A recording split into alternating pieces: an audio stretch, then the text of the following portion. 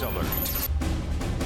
From Fox News in New York, I'm Shepard Smith. A live look, Toronto, Ontario in Canada, where a man has driven a van on a street today, up and onto a curb and a sidewalk, running over many people along the streets. We're now getting an update, and the first one from police and authorities. Let's listen live. Hearts and thoughts and prayers go out to the families and friends of those people. In times like this, we rely on our first responders to do the job that they're there to do for us. And I can assure you, having been at a briefing that we've just completed in the last while, that we are very well served and were from the first moment that this became known to the authorities, and that I want to assure people that the city is in safe hands at the moment and that they're continuing with their investigation, and the Deputy Chief will have more to say about that in just a moment. I also want to say that this is a time when this community should come together. These are not the kinds of things that we expect to happen in this city. We hope they don't happen anywhere in the world, but we especially don't expect them to happen in Toronto. But things are as they are, and beyond supporting our first responders as they continue to do their work, and you'll hear more about the task that lies in front of them investigating this terrible tragedy, I hope that we will as a city remind ourselves of the fact that we are admired around the world for being inclusive and for being accepting and understanding and considerate, and that we are united in standing in solidarity, especially with those who have fallen victim to this terrible tragedy today. Now, I have some very practical matters, and I just want to look at my notes to make sure that I don't forget any of these, but I want to convey a number of things to the people of the City of Toronto, especially people in this area. First of all, we're asking people who live here or who work here, please do not come to this area if you're not already here. The police and the other first responders have a lot of work to do on a very complicated investigation, and it just helps with the task they have in front of them if people are not in this area.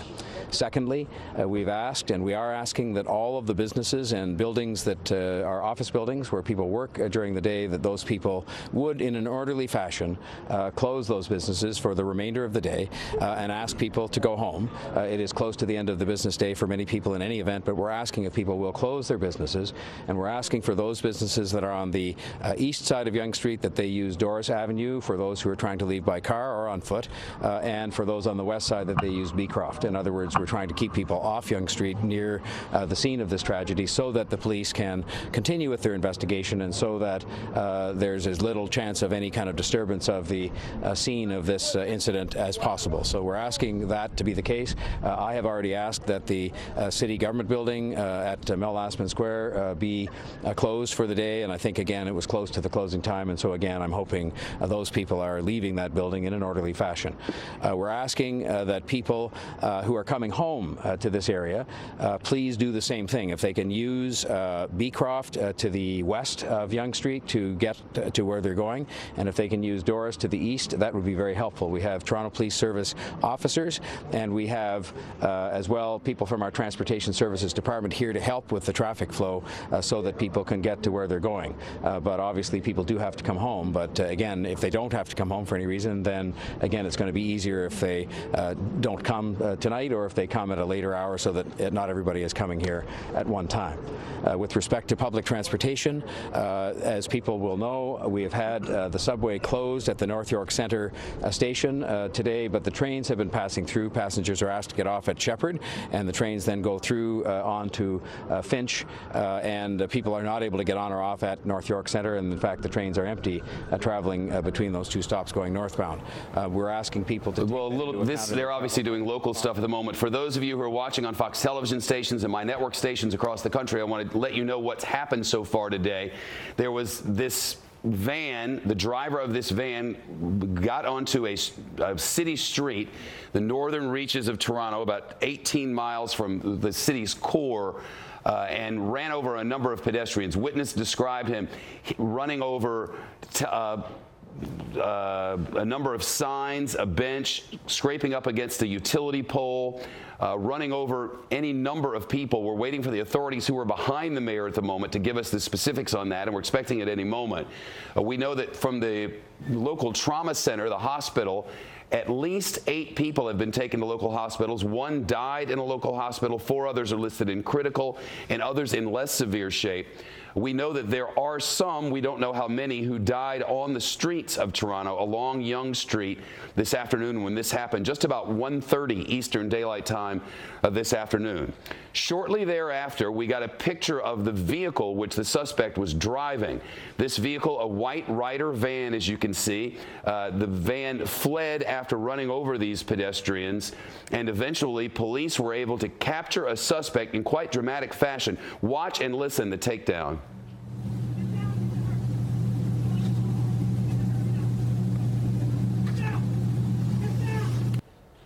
The van nearby there at the time this happened, there's other video of it from the street, which if you're so inclined you can find on the internet. But none of this verified yet by police. We've been waiting for much of the afternoon for the last 3 hours and 15 minutes or so.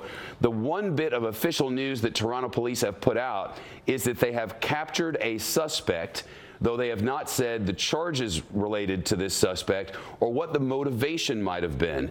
We're waiting for that officially from the authorities, who had a news conference scheduled for 4:30 Eastern Time this afternoon, so it's scheduled to have begun about 15 minutes ago.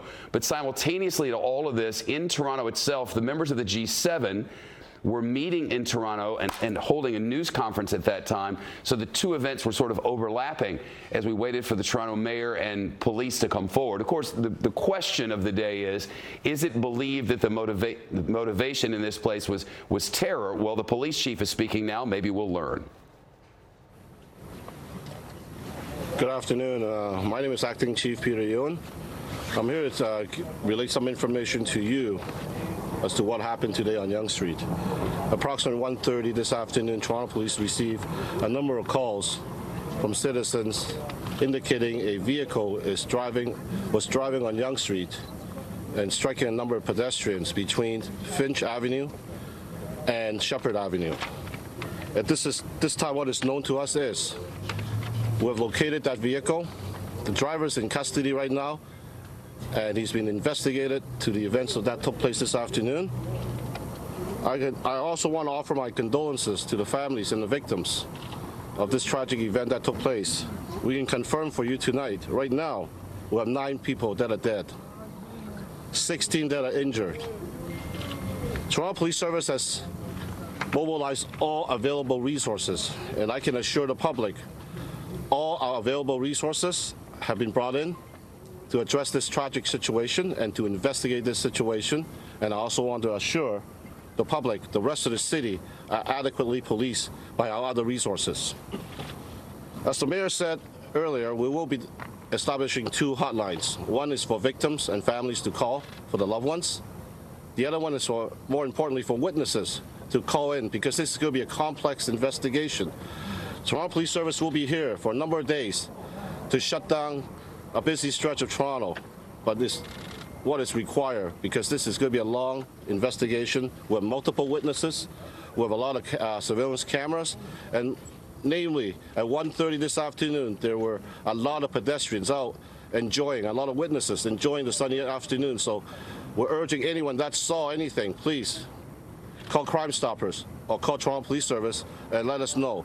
Those 2 hotlines numbers will be published very shortly on our website, through our social media, our Twitter. So please stay tuned. The chief is on his way back to Toronto. He will be addressing the media later on tonight. So there will be more information to follow later on tonight. At this stage, I ask the City of Toronto pray for our victims and also to assist the Toronto Police Service in bringing this matter to a successful conclusion. As I stated earlier, we have 1 person in custody and the investigation is ongoing. That's all I'm prepared to say right now. Thank you. And there you have it, the latest from authorities in Toronto, Ontario, the mayor and the acting police chief, with the chief out of town. 9 people now confirmed dead, 16 people confirmed injured following this incident, as the Toronto police acting chief put it, along Yonge Street. It's in Toronto proper, but approximately 18 miles from right along the water and the center of town, if you will. There had been varying reports throughout the day. The Level 1 Trauma Center there in Toronto had reported that they had received 8 injuries, and one of those had died in hospital, along with 4 others being left in critical condition. And we knew from reports of witnesses and correspondents, reporters on scene, that a number of people had died on the street and were waiting for the coroner's services to come. You might know that Canada's motto, where the United States is life, liberty, and the pursuit of happiness, Canada's is peace, order, and good government. And one thing we've noticed over the decades of covering activities in Canada is that they do not get ahead of the curve. If you are waiting to hear something about motive from Canadian authorities this afternoon, you're not going to get it, not just yet. But what they can tell us is that 9 are dead, 16 are injured, and 1 person is in custody. We'll have continuing coverage on Fox News Channel, on satellite and cable, but we'll return you to your local programming here. I'm Shepard Smith, Fox News, New York.